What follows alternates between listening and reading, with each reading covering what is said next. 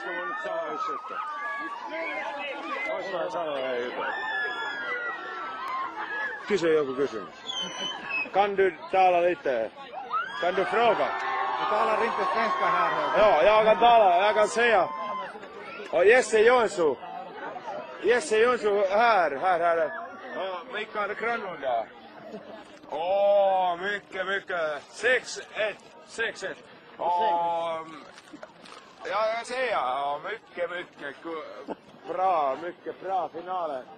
Och kanske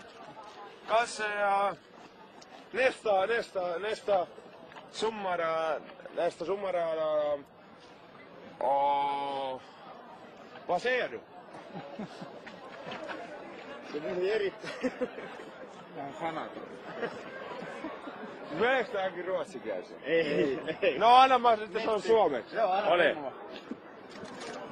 No niin, odota. Tätä pistää. Et varmana pistää.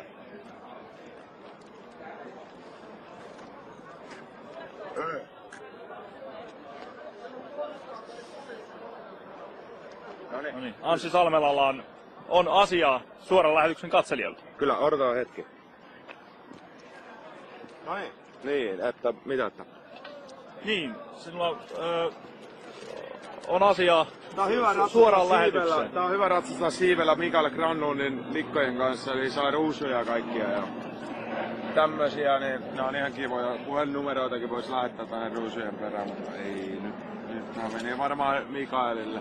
Mutta kysytään jotain ihan asiaa sitten. No niin, se on mestaruus, siitä vajaa vuorokausi aikaa. Onko se ajatus selkeytynyt päässä tuosta mestaruudesta? Ei oo, mutta täytyy sen verran nyt mainostaa. Niin tähän mestaruutta ei oo saanut ilman Niko Hovisen ja Jesse Joensuun panosta.